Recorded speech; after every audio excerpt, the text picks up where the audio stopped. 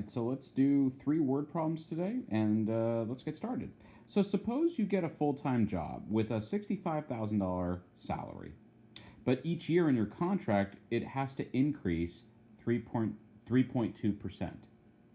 Okay, so first things first, declare your variables. Once again, your variables are going to be an f of x and an x.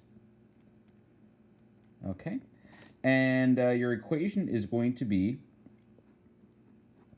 f of x equals an original amount times a scale factor of growth or decay to the x power. So let's just get that out of the way.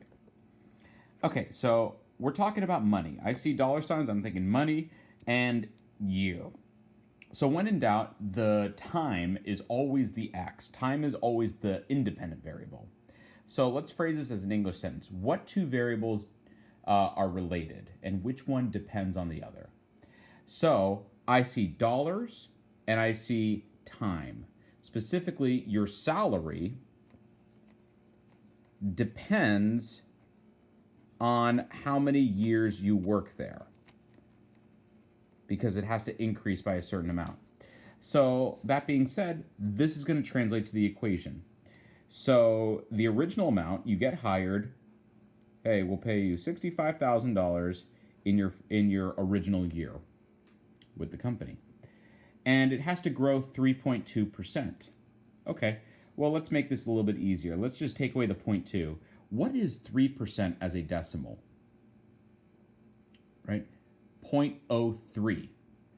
And then tack on the 2. Okay, so your decimal is going to be 0.032, but is this going to be growth or decay? Growth. So that's going to be 1 plus 0.032, or 1.032 to the x power. So $65,000 originally with a 3.2% growth every year. Okay? That's why declaring the variables is important, because that translates to the equation. Now, the questions are easy to answer. So first things first, what will your salary be after 8 years with the company? So I like to look at the question because the answer is in the question. What will your salary be? Okay, well that takes care of that part. So I see what, which means I don't know. What will your salary be means I don't know what f of x is. Solve for the y value, f of x. After 8 years, hey, x, I see years, that means it's time, right? So that means x is 8, solve for f of 8. So specifically, let's write the equation. So f of x is equal to $65,000 times 1.032. But remember, we're plugging in f of 8, which means x is 8. So now we're going to plug that in to our calculator. Okay, so 65,000, clear, so it makes life easier. 65,000 times 1.032 to the 8th power. After 8 years, your salary is going to be $83,627,000. $83,627.85 because we're rounding down.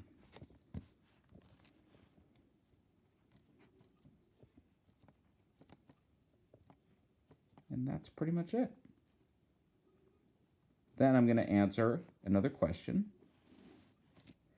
So, question number 4. Okay, how long will it take for you to reach a salary of $130,000? Okay, so the question is how long? Okay, that tells me I don't know x.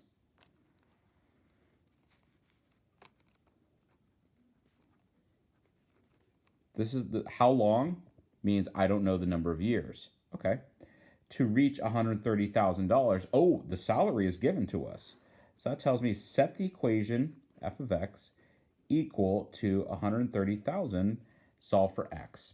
So remember the equation is 65,000 times 1.032.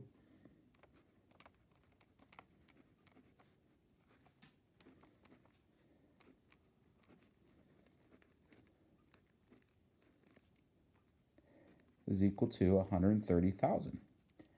Okay, so now let's do some math. So we've got 65,000 times 1.032 to the x power is equal to 130,000. And we're going to divide both sides of the equation by 65,000.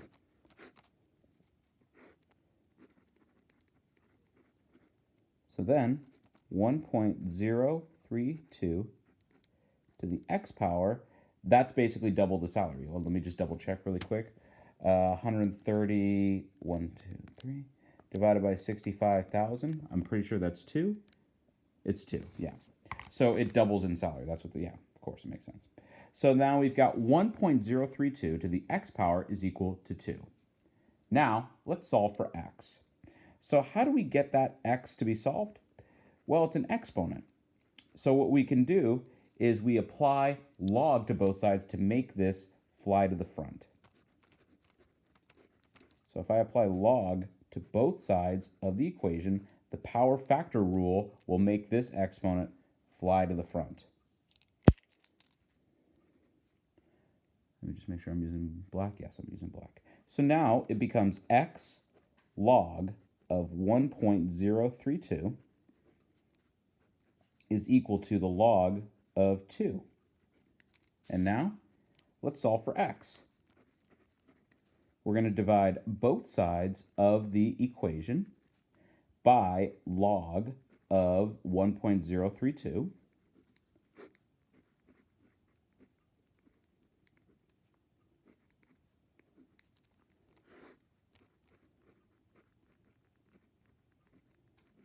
Okay, cancels out, and now I've got x isolated, and let's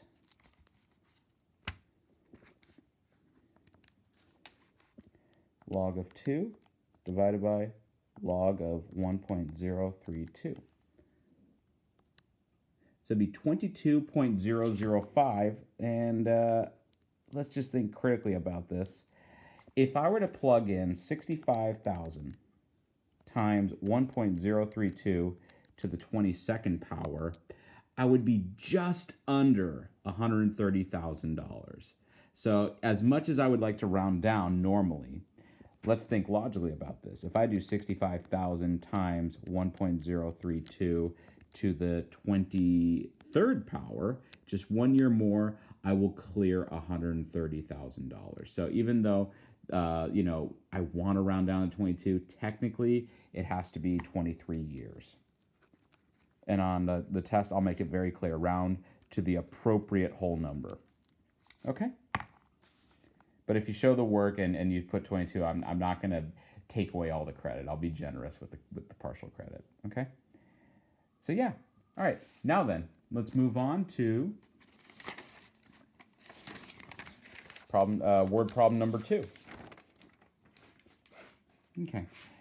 So you take 400 milligrams of ibuprofen. Okay, ibuprofen is a pain-relieving medication. Each hour, your body filters out 29% of the ibuprofen. Let's declare our variables. Let's make an equation out of this, and let's answer some questions. Okay, so first things first, remember that we care about an f of x and an x, a dependent variable and an independent variable. What depends on x? So I'm thinking, okay, I'm going to analyze this problem. I care about the amount of medicine and how long it's been. So let me relate that. Okay, so f of x is the amount of ibuprofen.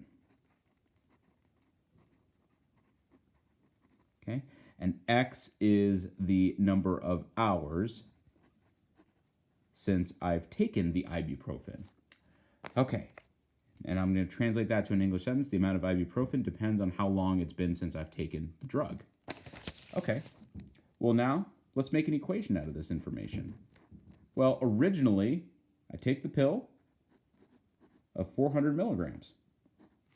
Okay, filters out. So over time, do you gain more ibuprofen or do you lose the amount of ibuprofen in your system? Right. Filters out means it's getting it's leaving your body. right? So the drug isn't working after a certain amount of time. So in other words, if it's 29% decay, what is that as a scale factor? Well, remember that we're subtracting from 100%. So if it's 29% decay, that means it's 71% remaining every hour. So 71% as a decimal would be 0.71 to the x power. So the scale factor 0.71 means I'm losing 29% of the original amount of ibuprofen every hour. So how much ibuprofen is left after 6 hours? Okay, let's analyze this question calmly. Anytime I see a how or a who, what, when, where, why, how, whatever, that means I don't know. And it's a good thing to look at this and say, I don't know, because it gives us what we're trying to solve for. So how much ibuprofen, hey, which variable represents ibuprofen? Hey, f of x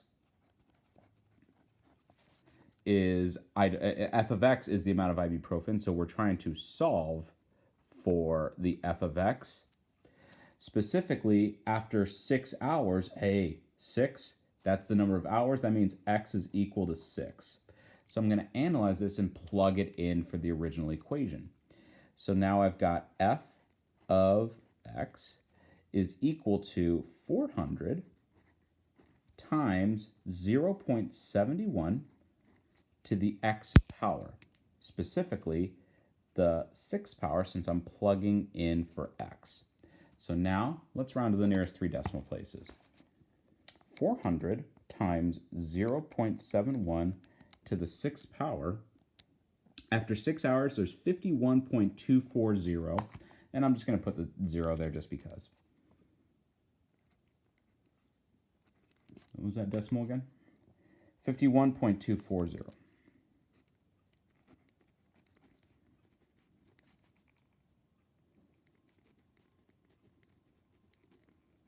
So after 6 hours, that's how much ibuprofen is left. Okay. Let's answer. Oh, there's 2 questions for this. Okay. How long does it take to have only 200 milligrams of ibuprofen? How long does it take to have only 4 milligrams of ibuprofen? In this case, what this is asking is solve for x if f of x is equal to 200. And the same thing over here. Solve for x if f of x is equal to 4. So let's do these separately. Okay, we've got plenty of space. Perfect. So how long does it take to get to 200 milligrams? Well, I need to look at the equation. So we're going to set 400 times 0.71 to the x power equal to 200. Now, we're going to solve for x by getting rid of the original base, the original amount, by dividing both sides by 400. Let me just set this up on the right side really quick. Okay, and so now let's focus on this side. How long does it take to get to 200 milligrams? So now we're left with 0.71 to the x power is equal to 1/2. I like decimals, so you could have put 1/2. That being said, how do we get this x as a factor? Well, I'm going to log both sides of the equation because I want to solve for an unknown exponent.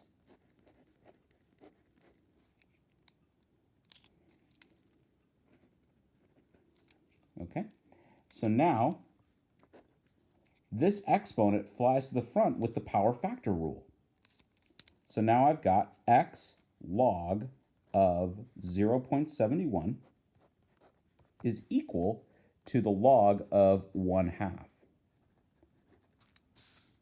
So now we're going to solve for x by dividing both sides by log of 0.71.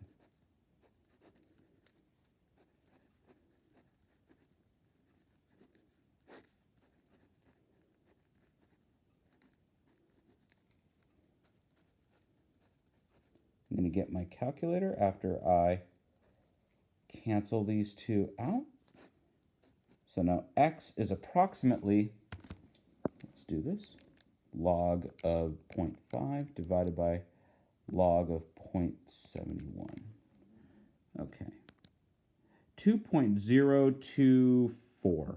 So we're rounding 2.0238, so I'm going to round that to 2.024.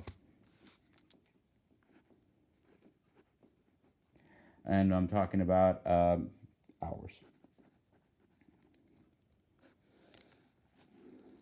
So it takes about 2.024 hours, about 2 hours, to get to half the dose left in your system.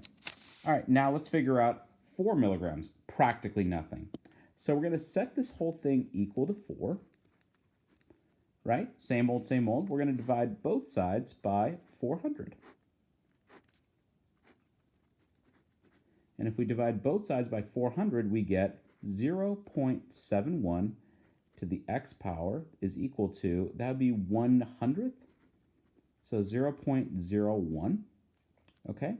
So now, since we've got 0.71 to the x power is equal to 1/100th, what we can do to solve for x is apply the logarithm to both sides. Because now this makes the exponent fly to the front. Okay, so now we've got x log of 0.71 is equal to the log of 0.01.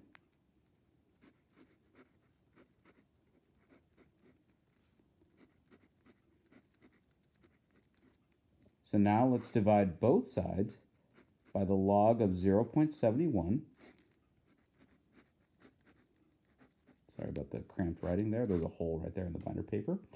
But the point is, how long would it take to practically have no ibuprofen left in your system if you originally take 400 milligrams? Well, let's find out. Log of 0.01, close the parentheses, divided by log of 0.71. And that's going to be about 13.446 hours.